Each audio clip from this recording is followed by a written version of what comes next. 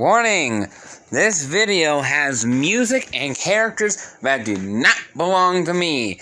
They belong to their respective owners, and I'm not getting claimed with a Disney lawsuit.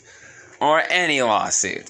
So, I do not claim to own any of these music, characters, or themes. They all belong to respective franchises and all that. Well, this video, this is spoopy season, is it not? All the spooks and ghosts, and why do I hear the Haunted Mansion theme playing currently?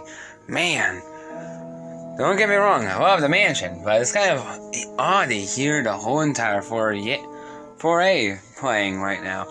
Oh well, continuing on, normally, when we think Halloween and all that, we think about ghosts and goblins and monsters.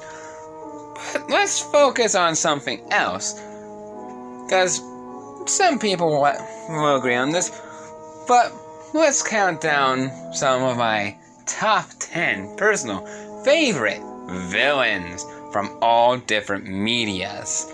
Starting with number 10, Frieza. This guy is an evil, genocidal monster, and a tyrant as much. He grew to fear a legend and basically killed off an entire species, kind of, so then he doesn't have to fear that legend anymore.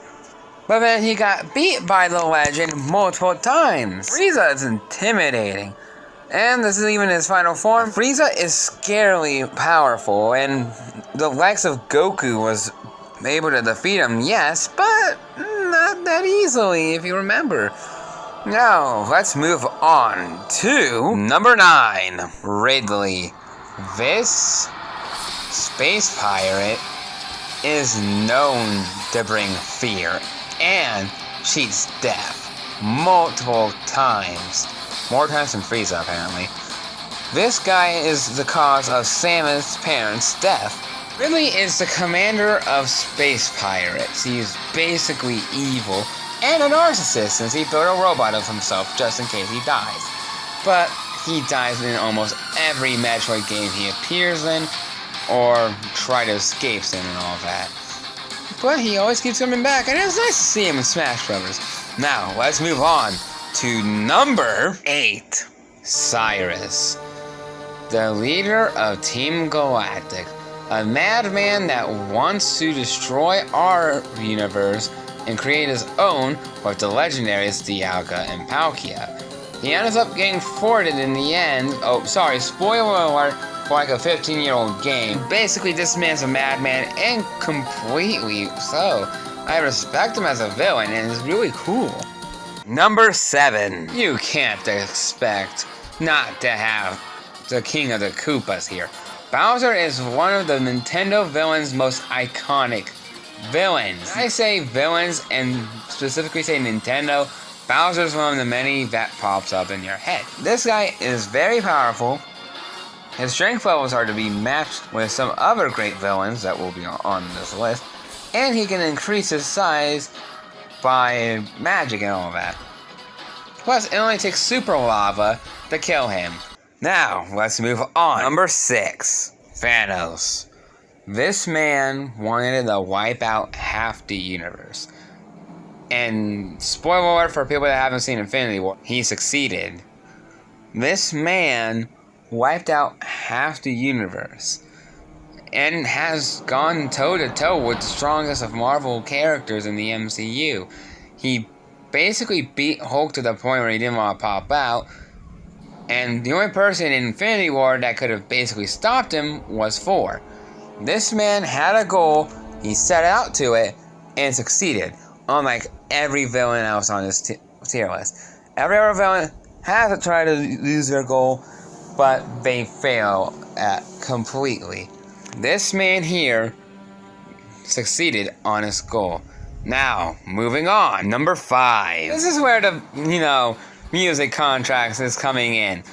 Number 5, Darth Vader. I don't care if no one counts him as much of as a villain anymore, thanks to, him turning good at the end of Return of the Jedi. Spoiler alert for an even older movie than Infinity War. This man was tortured from his past until he was set free by his son. He was a slave when he was younger, he lost his arm to a Sith Lord, and then he was betrayed by technically betrayed by his friend and brother at Mustafar. And his master put him in a cheap, useless suit, so then, he will never overthrow him. But Vader is one of the coolest villains Disney has to offer. There's a reason why you see Disney using him a lot as source material for Star Wars. Now, let's move on to number 4! I should have seen this one coming. Megatron, leader of the Decepticons. He is a really cool villain. And normally you don't see me talking about voices for characters because, well, it's kind of hard for me to talk about the voices, but the voice actor for Megatron, specifically G1, since, I'm showing G1, is none other than Frank Welker. This man does an amazing job as Megatron. And to be honest, Megatron is one of the coolest villains on here. Sure, he's not the biggest, and depending on the continuity, he's not the strongest out of everyone here, but he has enough power and army to, rival the entire universe. Now, let's move on to number 3. Is it just me, or do I hear boss music? Sephiroth is one of the most intimidating bosses in the Final Fantasy series. Heck, he's even so jarring that it scared the bejesus out of everyone in Smash Bros. When he was announced in 2020's Game Awards. Even I was shocked to see Sephiroth almost kill Mario. I'm like, I can't believe Nintendo let that happen. Sephiroth is one of those villains, if you remember watching that video I posted a long time ago, where I basically put him as the top villain in Smash Bros. You can play as. Since he doesn't need an army, unlimited magic, means infinite healing, and basically is hard to kill, since he comes back from the dead multiple times. And plus he has a god complex, like most of these villains on the list does. Anyway, this man is really cool, and plus it takes an entire bottle of shampoo to, wash his hair. Now, moving on to number 2. It's the Demon King himself, Lord Ganondorf. This man has one goal: conquer Hyrule. The reason why was because he was born to a desert tribe known as the Gerudo. This man lived his entire life in a desert. During the days, a hot, blistering sun seared his people in the land, while in the night, the cold, harsh winds of the desert harmed the entire area. Many people were lost, while Ganondorf looked on to the Hylians and others to see how peaceful and how enjoyable their area was. He didn't see death in Hyrule. He saw peace. He wanted that for himself and his people, which, to be honest, would have been a noble cause, if not for, Demise, possessing, basically having a curse on him. Basically, Ganondorf has been reborn. It's basically every single time Ganondorf appears in a game, it's the same Ganondorf. He stays the same. He wants to go after the Triforce and gets his wish: to rule Hyrule with an iron fist. And plus, he's really cool in Smash Bros. Yet again, another Smash Bros. Reference. Now, let's move on to number 1, Giovanni. This man is one of my favorite villains. Sure, his goal is just to take over the world, of course! But he does it in an unorthodox way. You don't see him that much. You only battle him 3 times. And a great slap in the face is you only fight him. The last time you fight him is as the gym leader. But they're not counting that Giovanni. No. If you look at the background, I would love to have the full thing, but I screenshot the wrong time. This is Giovanni from Ultra Sun and Ultra Moon, which is Team Rainbow Rocket, where they succeeded in their universe. This Giovanni captured Mewtwo, and depending on which game you played, he has either Mewtwo X or Mewtwo Y.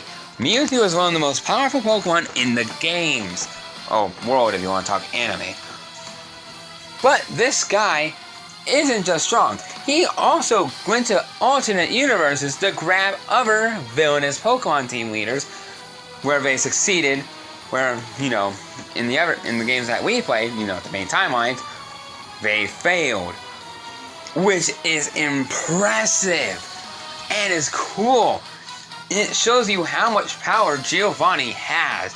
Do you see Ghetsis, Archie, Maxie, Cyrus, and Lysander having their grunts with them? No. You see Giovanni's grunts. He is a powerful man, a businessman, a mafia boss. And my favorite villain of all time in history. Now, I want to know, what is your favorite villain? Comment down in the comments below and like him. If you want to say anything, tell us what's your favorite villain of all time. And I will see you guys a little later. Happy Halloween, everybody.